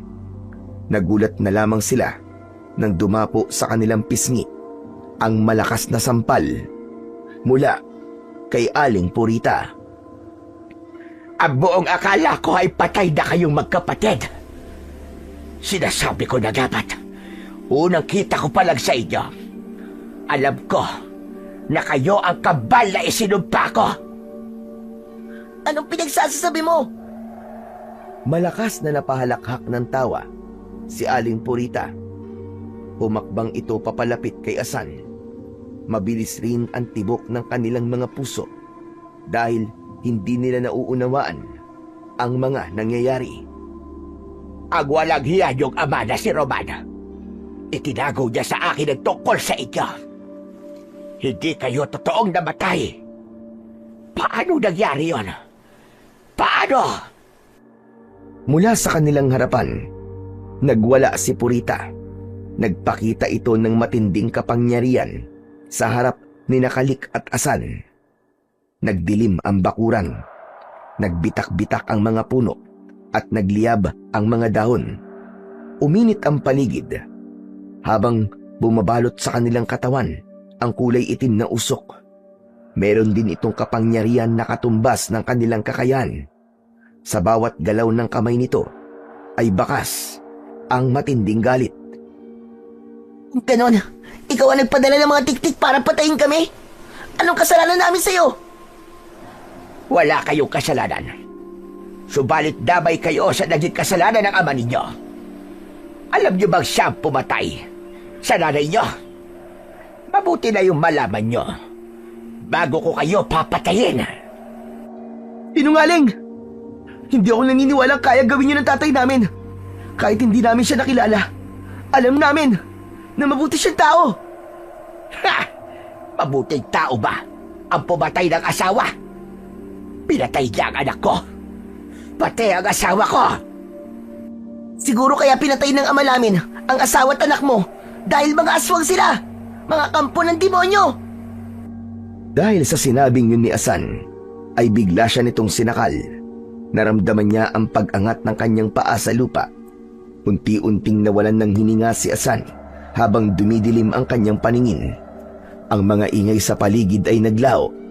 Napalitan ng katahimikan at bumigat ang kanyang katawan. Sa gitna ng takot at galit na nararamdaman, nasilayan niya sa mga mata ni Purita ang matinding galit at walang awang kapangyarihan ng isang mangkukulam. Pakawalan mo ang kapatid ko, hayop ka! Alam mong wala kaming kasalanan. Pakawalan mo kami! May kasalanan man kayo o wala? Wala akong dahilan para buhayin pa kayo. Ang dugong nananalaytay sa inyong mga ugat, yun ang naging kasalanan ninyo. Hindi ko hahayaan na mabuhay pa kayong muli.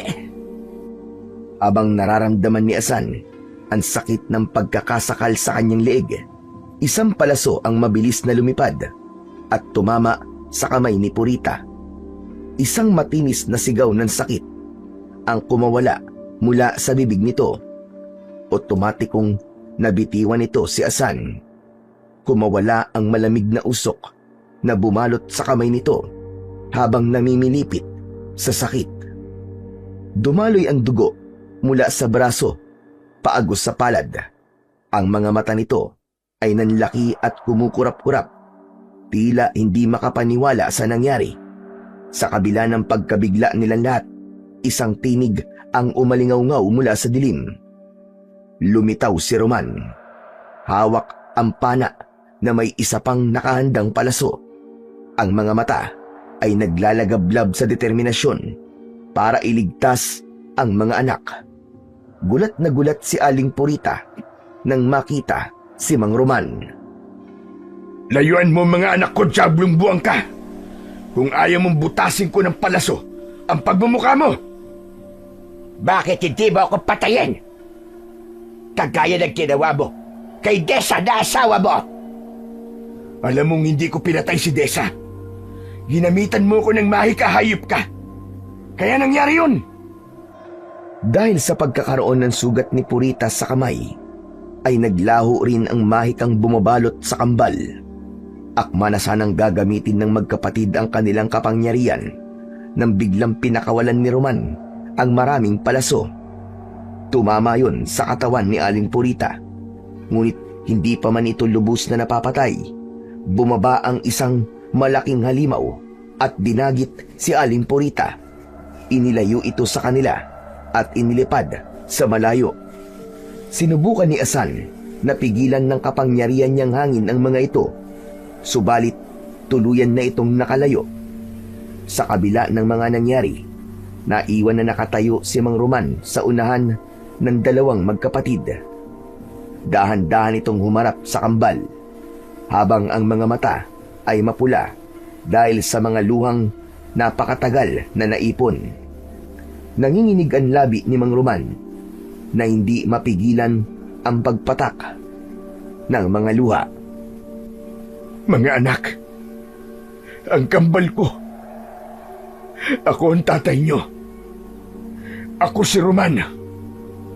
Kumislap ang mga mata ng magkapatid at ang kanilang mga puso ay kumabog ng mabilis, para bang naburaan lahat ng hirap at panganib na pinagdaanan nila. Pati ang sama ng loob na naiwan sa kanilang dibdib, naglaho rin at napalitan ng pananabik. Habang lumalapit si Mang Roman, nanginginig ang kanyang mga kamay. Halong pananabik at panghihinayang ang bumalot sa kanyang muka. Ang malamig na gabi ay tila uminit sa bigat ng kanilang pagkikita. Nang mag-abot ang kanilang mga paningin, sumiklab ang isang matinding damdamin. Tuwa ng pag-ibig ng isang ama ang naghari ng mga sandaling yun. Tay, kayo po ba talaga ang tatay namin? Akala ko, magagalit ako sa inyo dahil iniwan mo kami.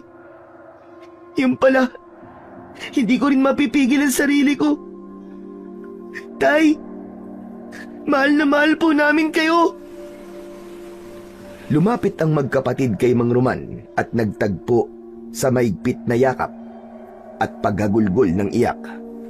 Sa yakap na yon, ang mga pusong matagal nang nananabik sa isa't isa ay naghari.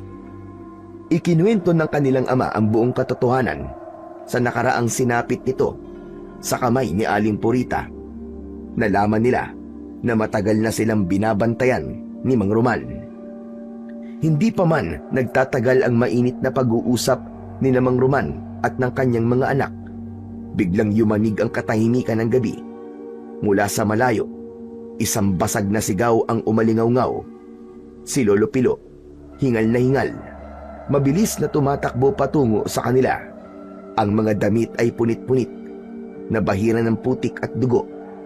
Sa mga mata ay mababakas ang matinding takot. Iwinasiwas nito ang hawak na pala sa mga nilalang na humahabol dito. Tay, si Lolo Pilo, hinahabol siya ng mga aswang na parang bumangon sa hukay. Tulong mga apo ko! Tulong! Gamitin niyo ang kapangyarihan niyo!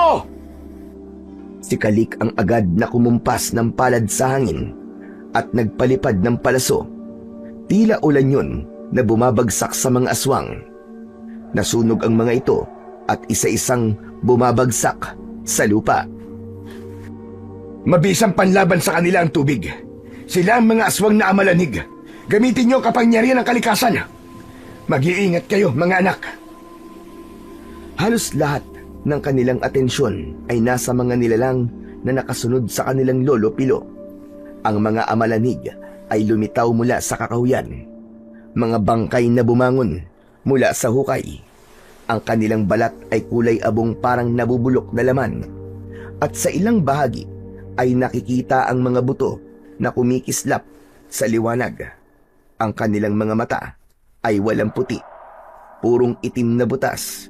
Nakabuka ang kanilang bibig. May tumutulong malapot na likido na amoy nabubulok na karne.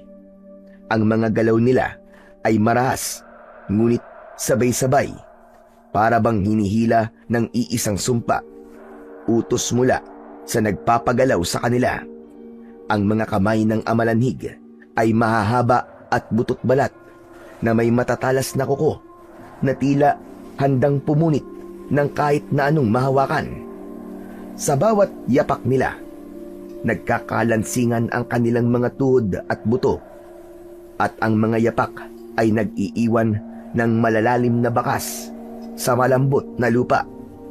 Ang pagdating nila ay nagdala ng matinding pangamba. Tila mismong kamatayan ang lumapit upang habulin ang mga buhay. Hindi natakot ang kambal. Magkasama nilang inatake ang mga ito. Ngunit biglang nakalmot sa likod si Asan ng amalanhig na lumitaw bigla sa kanyang likuran. Kalik! May tama si Asan! Naramdaman ni Asan ang pananakit ng kanyang likuran. Inalalayan siyang tumayo ni Kalik, habang si Lolo Pilu naman ay nakarating na sa kanilang tabi. Pinatay ni Kalik ang aswang na kumalmot sa likod ni Asan, habang si Mang Roman naman ay panay ang pagpapakawala ng palaso sa ere. Bawat tamaan ay may tumutumbang nilalang. Pero nagulat sila nang makitang tumigil ang mga ito sa kanilang harapan.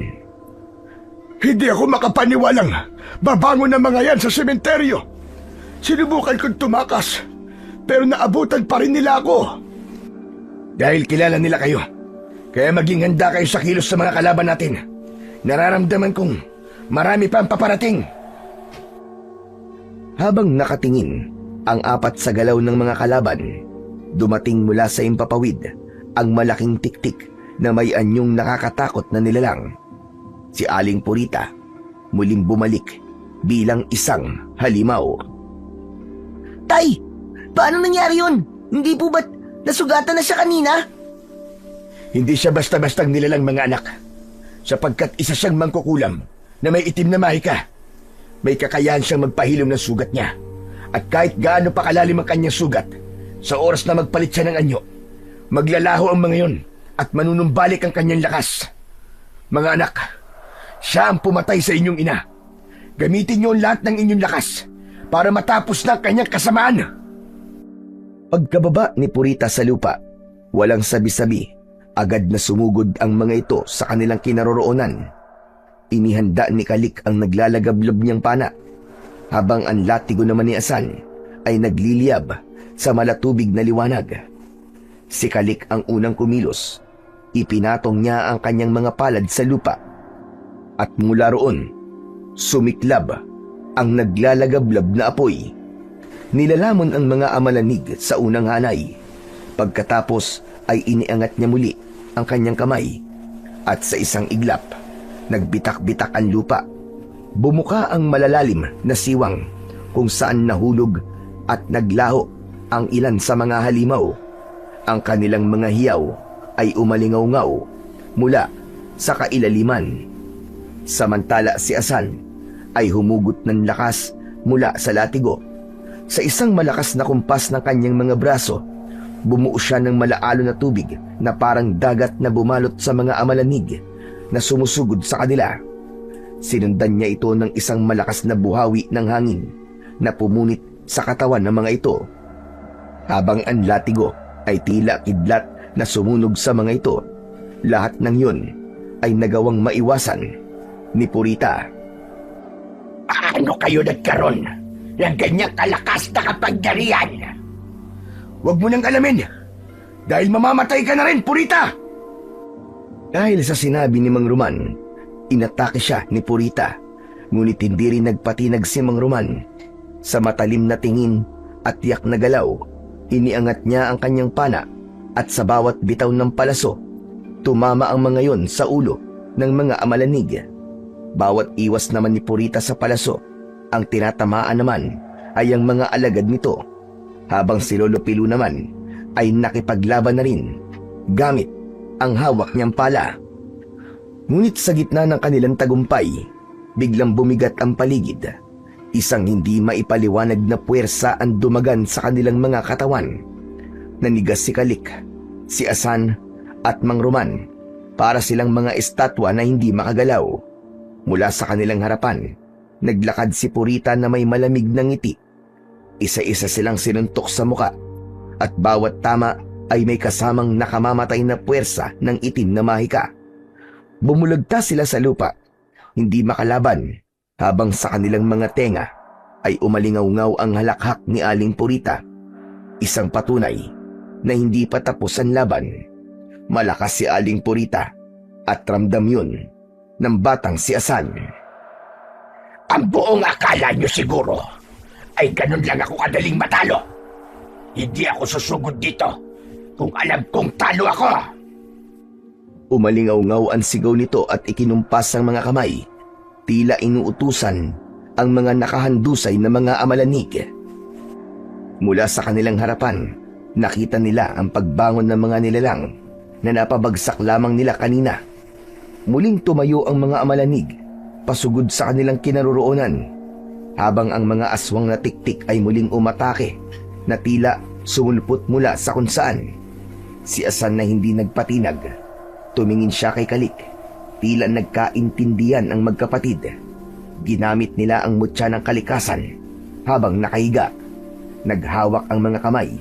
Nilabanan nila ang mahika na pumipigil sa kanila. Mula sa kanilang mga marka ay lumitaw ang pinagsamang kapangyarihan ng mutya ng kalikasan. Isang malaipo-ipong pagbuo ng puwersa ang ginawa ng kambal. Lumiwanag ang kanilang katawan at sa unang pagragasa ng kanilang kapangyarihan, tinamaan ang nakalutang sa hangin na si Aling Purita. Nawala ang paninigas ng katawan ng magkapatid. Natalo nila ang mahika ni Aling Purita. Bumagsak ito sa lupa at muling nagsalita habang sumusuka ng dugo. Hindi! Hindi maaari ito! Tapusan mo na! Meron pa kami natitirang kapangyarihan na siyang papatay sa'yo at sa mga alagad mo! Ginamit ni Kalik at Asan ang kanilang kapangyarihan sa pagbibigay ng utos sa mga nilalang na nasa Himpapawid. Ang mga ibon na agila, lawin at maya, lahat ng mga yon ay lumitaw at inatake ang mga tiktik sa Himpapawid. Bumaksak ang mga ito sa lupa, habang sa lupa naman, sa ngalan ng kakayahan ni Kalik, inutusan niya ang lahat ng mga hayop na lumabas upang patayin ang mga amalanig. Gumalaw rin ng mga ugat at sanga ng puno na dumurog sa katawan ng lahat ng mga alagad ni Purita, na puno ng kaguluhan hanggang sa tuluyang maubos ang lahat ng mga kalaban. Si Purita naman tumayo siya at ginamit ang itim na mahika sa kambal, ngunit wala na yung bisa, habang ang dalawa naman ay inipon ng lahat ng lakas upang mabuo ang malabolang pinagsamang kapangyarihan ng 4 na elemento ng kalikasan, at ubod lakas nila yung pinatama sa nakatayong si Purita. Mula sa kanilang harapan ay sumabog ang katawan nito, nagliyab na parabang kwitis hanggang sa maging abo. Nanghihinang napaluhod ang magkapatid. Hindi nila akalain na matatalo nila ang malakas na kapangyarihan ni Purita. Maya-maya pa ay narinig nila ang boses ni Lolo Pilo. Mga apo, ngayong nandito na ang tatay nyo, maaari na kayong sumama sa kanya. Magkasabay na napalingon ang kambal sa gawi ni Lolo Pilo. Malungkot na mga ito at bakas ang mga luha sa mga mata.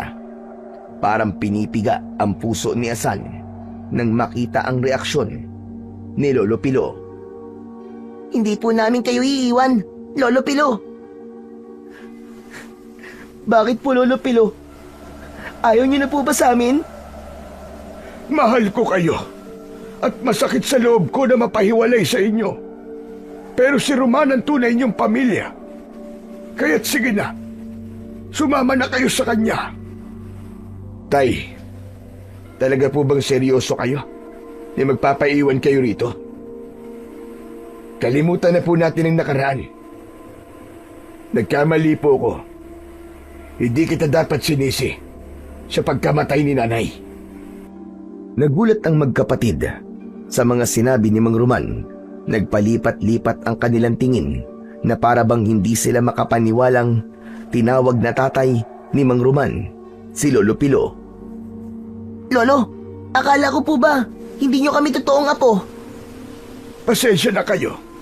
Hindi ko naman kasi alam na kayo pala ang anak ni Roman. Ngayon ko lang din nalaman nang makita ko siya rito. Tay, alam niyo po ba kung bakit kami nandito ng asawa ko? Dahil hinanap ka namin. Patawarin niyo po ko. Kaya nga po sa inyo ko iniwan ang mga anak ko. Nawala ang kanilang alalahanin nang magkayakap ang mag-ama at magpatawaran sa isa't isa. Pagkalipas ng ilang sandali, ay nagpakita si Diwatang Luntian. Balot ito ng liwanag sa katawan. Binabati ko kayo sa tagumpay, lalong-lalo na sa inyo magkapatid, Kalik at Asan. Pinatunayan nyo na hindi mananalo ang kasamaan laban sa puwersa ng kabutihan. Mga anak, siya si Diwatang Luntian ang nagbigay sa inyo ng mutya ng kalikasan. Kung hindi dahil sa kanya, ay hindi mawawakasan ang kasamaan ni Purita. Isang matamis na ngiti ang sumilay sa labi ng magandang diwata. Binalot ng liwanag ang buo nitong katawan at sa isang iglap ay nag-anyong usa ito. Gulat na gulat sina Kalik at Asan dahil nakilala nila ang usa na nasa harapan nila. Nakita nila ito sa kakahuyan na pumigil sa kanila para lapitan si Purita. Kaya naman napangiti ang magkapatid Dahil yun ang iwaga ng mundo. Pagkatapos magpasalamat, ay umalis na si Diwatang Luntian. Pagkatapos nun, ay umuwi na sila sa kanilang bahay at bumalik sa dating baryo ng kanilang ama. Sa pagsikat ng araw kinabukasan, muling nabalot ng liwanag ang kagubatan at alam nilang nagsimula na ang isang bagong yugto ng kanilang buhay. Mas matatag, mas matapang at handang harapin ng anumang unos na darating sa kanilang mga buhay. Ang kwentong inyong napakinggan ay larawan ng isang pagmamahal at pagkakaisa. Kahit gaano kalakas ang kadiliman, laging mananaig ang kabutihan laban sa puwersa ng kasamaan. Pinatunayan din na ang labis na paghihiganti sa kapwa ay magdudulot lamang ng kapahamakan at paggawa ng kasalanan. Sa huli, sisingilin ka sa lahat ng nagawa mong pagkakamali at babawiin ang iyong buhay sa pinakamasaklap na kamatayan.